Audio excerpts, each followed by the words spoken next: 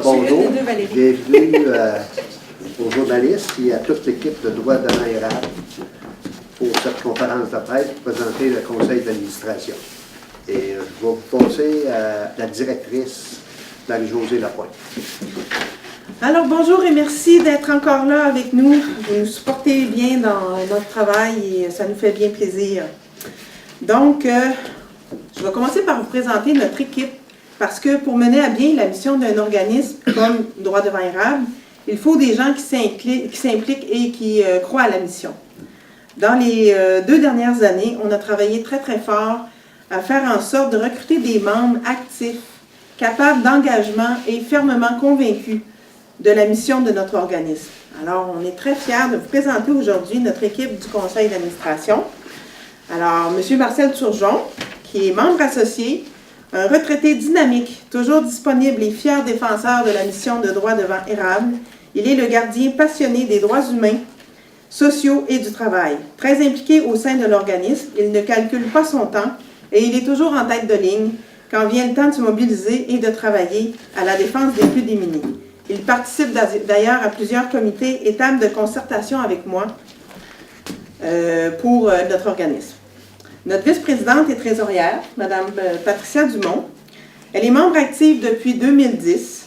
Elle est très généreuse de son temps, de ses idées, et elle a été la première à s'investir en faisant du bénévolat au niveau du fonctionnement du bureau, et nous lui devons une fière chandelle. Femme de cœur, artiste peintre, Mme Dumont est un atout pour l'organisme et sa créativité et ses bonnes idées sont d'un apport important pour nous.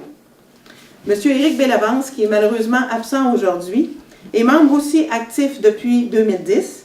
M. Bellavance est notre gardien de l'exactitude et de la précision.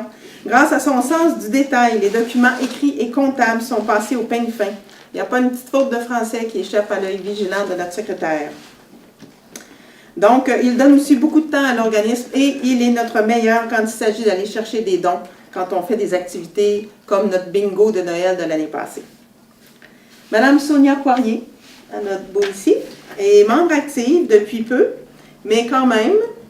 Madame Poirier est mère de jumelles de 2 ans. C'est une femme courageuse et décidée. Elle apporte un renouveau avec sa sensibilité et sa vision. Elle est d'un apport précieux dans l'analyse de tout ce qui concerne la justice sociale et les actions à prendre. Monsieur Raymond Bellavance, membre associé depuis peu aussi. Monsieur Bellavance est notre expert en gestion et ressources humaines. Il a une grande expérience du monde du travail, de la saine gestion, et ses conseils sont toujours pertinents. Il est aussi un grand défenseur des droits sociaux, du gros bon sens et des valeurs humaines.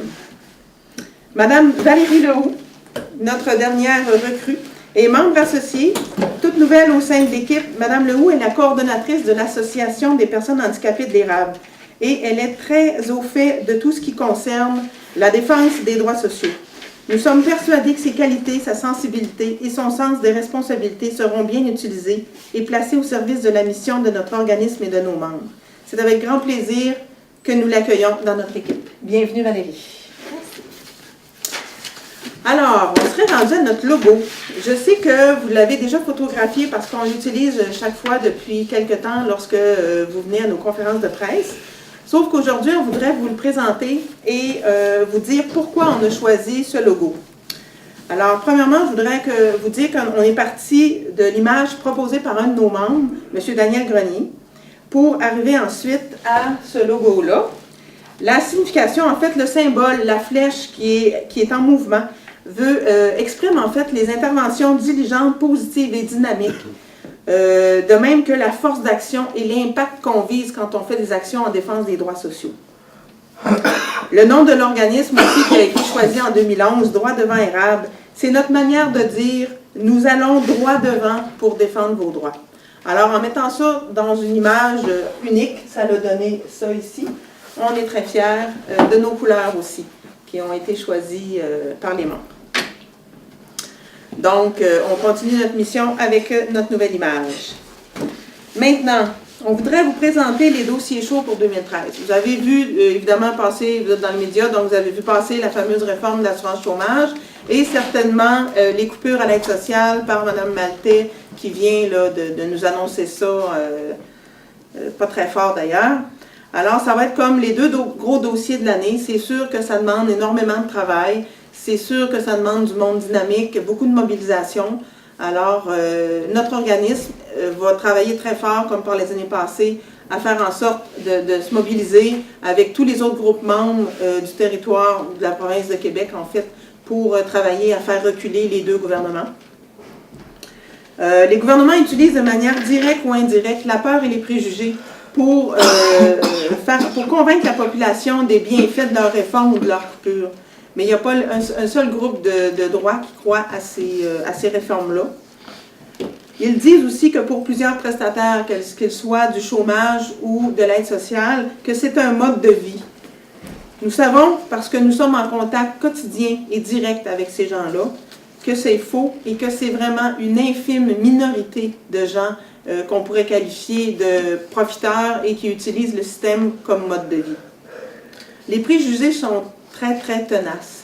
Ça fait partie aussi de notre mission. Et cette année, nous avons un projet que nous espérons, nous pourrons mettre en cours. En fait, on est en attente. Mais il faut vraiment combattre ça. Alors, c'est pour ça que nous, on pense que les gens sur le territoire doivent connaître droit devant érable. Vous devez savoir en tant que membre de la population qu'on existe et qu'on est là pour vous, qu'on est capable de vous défendre, qu'on connaît les lois de l'assurance chômage et de l'aide sociale. Et c'est important que vraiment là, que toute la population soit au courant que droit devant érable existe parce que grâce à nous, vous pouvez de façon gratuite être au courant des lois, de vous défendre. On est là pour vous aider. Monter vos dossiers, faire l'analyse de vos situations et il faut propager cette idée-là, pas cette idée, mais en fait, le fait que droit devant érable existe et qu'on est vraiment là au service de la population de la MRC d'érable. Peu importe si vous habitez loin dans les municipalités de Plessisville, parce que notre bureau est dans la place ici, mais aussi pour les gens incapables de se déplacer, on peut se déplacer, nous, puis aller rencontrer les gens. Donc, droit devant veut vraiment dire à la population, ben, appelez-nous, on est là pour vous. Dans la vie, c'est sûr que les gens qui ne sont pas à l'aide sociale ou qui ne sont pas au chômage ou qui ne sont pas dans un travail précaire vont se dire, bof, nous autres, droit devant érable, on n'a pas besoin de vous autres. Mais c'est pas vrai. Parce qu'il n'y a personne qui peut prévoir les circonstances imprévues de la vie. Et il n'y a personne qui peut prévoir quand ça va leur arriver. Il y a des gens, à un moment donné, il va arriver une bad luck, puis là, ils vont passer de la prospérité, de l'abondance et de la santé à les épreuves, la pénurie et la maladie. Et ça peut arriver à n'importe qui. Donc, nous, ce qu'on dit, c'est qu'on est là pour les gens qui ont des problèmes en ce moment, mais pour ceux aussi à qui ça pourrait arriver plus tard, on veut vous dire qu'on va être là aussi pour vous autres.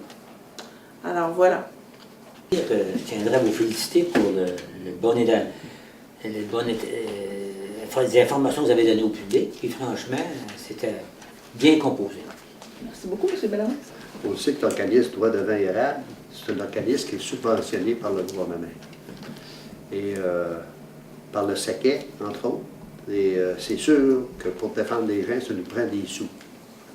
Et actuellement, on aimerait engager une deuxième personne pour suffire à la demande, mais on n'a pas l'argent suffisant. Donc, on fait des démarches actuellement pour essayer d'avoir une subvention pour pouvoir engager une deuxième personne pour pouvoir donner plus de services à la population parce que là, la directrice actuellement, elle ne fournit pas. Non.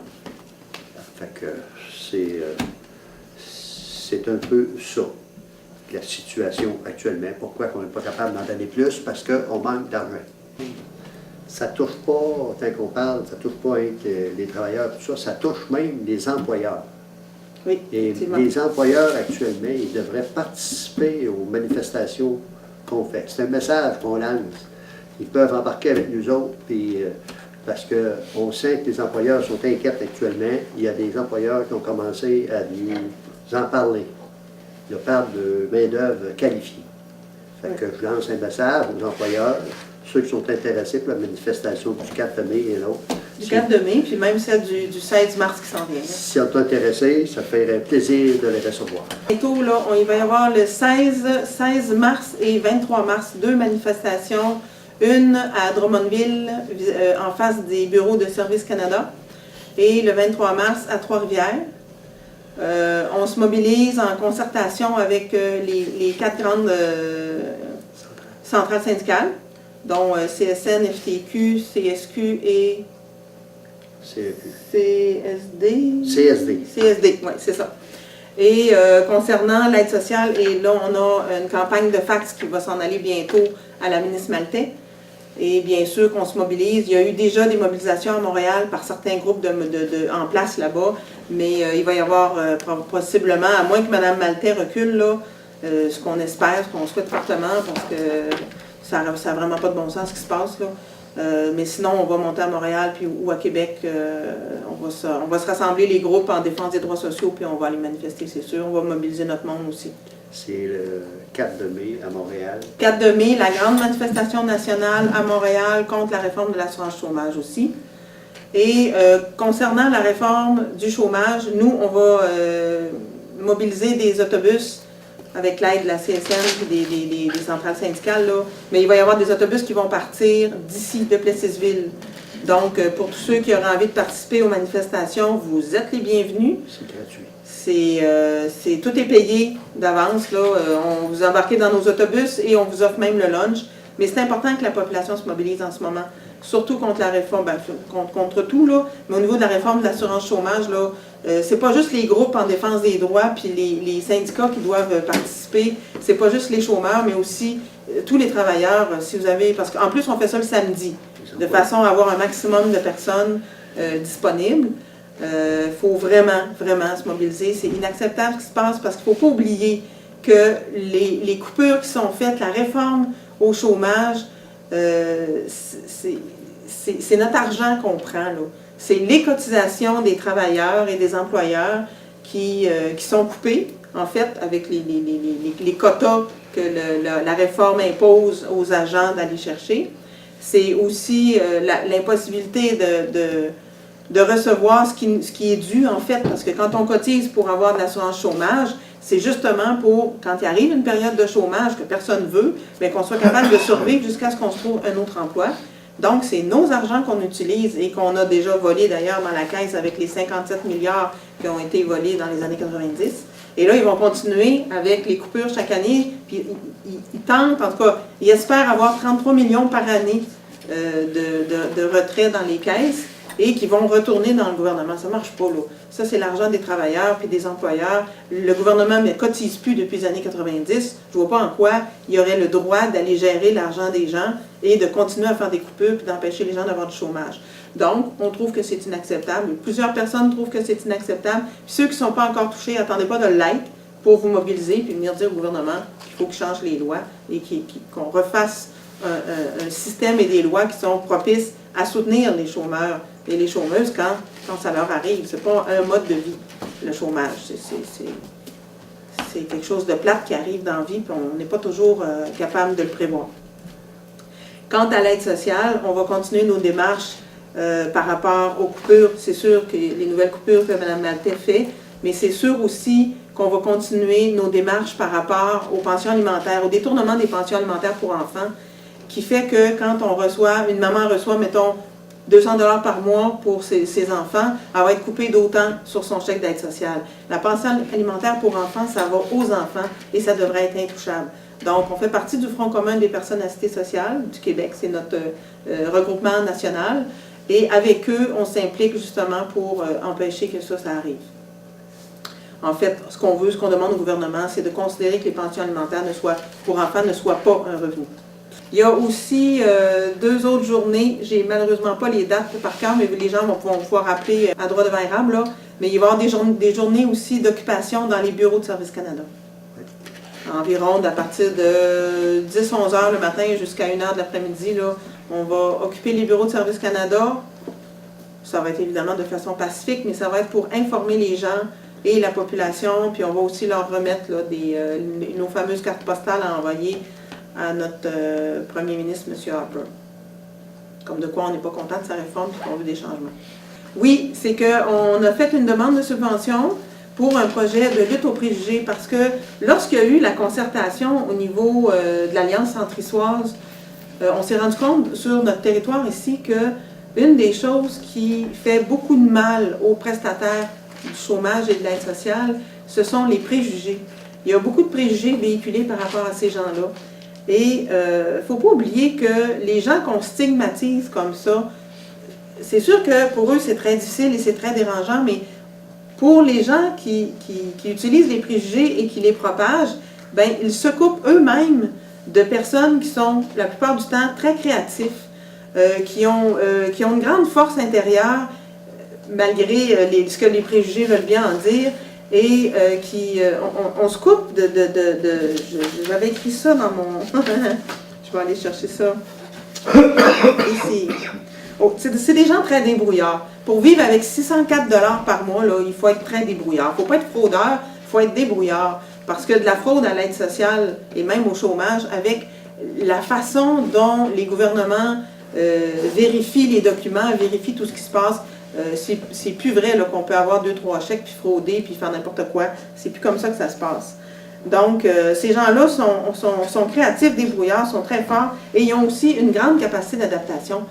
C'est pas très facile tous les jours d'être à la recherche de nourriture pour ses enfants ou pour soi-même, de logis, de vêtements quand on a 604 $ par mois. Je peux pas croire, moi, que les gouvernements pensent qu'on est capable de se payer à la fois le loyer, l'électricité, le chauffage, le téléphone, la nourriture, les médicaments, les sorties, le linge avec 604. Non, c'est impossible. Donc, ces gens-là font preuve de beaucoup de grandes capacités, puis je pense que les préjugés fait en sorte qu'on les met toutes dans le même panier et qu'on les tasse et qu'au niveau de l'emploi, justement, quand vient le temps pour eux de se trouver un travail, ben, ils ont plus de misère parce que justement, ils font face à un mur de préjugés.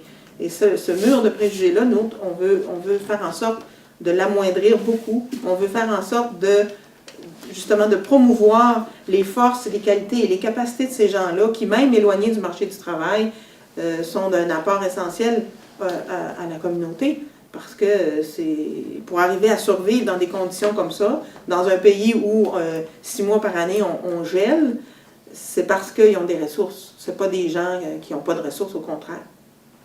Il faut juste savoir comment les regarder, les accueillir, et puis faire en sorte qu'on les aide au lieu de leur taper sur la tête.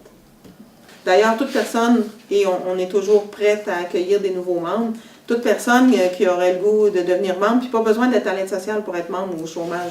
N'importe qui, à faible revenu ou à revenu très élevé, mais pour qui ça vous tient à cœur, la justice sociale et l'équité et le respect, ben, embarquez avec nous. Vous pouvez être membre actif si vous êtes à faible revenu ou membre associé si vous êtes des travailleurs avec un bon revenu. Puis nous, on accepte tout le monde, on accepte les bénévoles et ça nous fait plaisir. Et plus on va être de gens à travailler pour s'entraider puis faire en sorte d'avoir un meilleur monde puis une communauté plus vivante et plus active, ben mieux ça va être. Voilà. Alors, oui.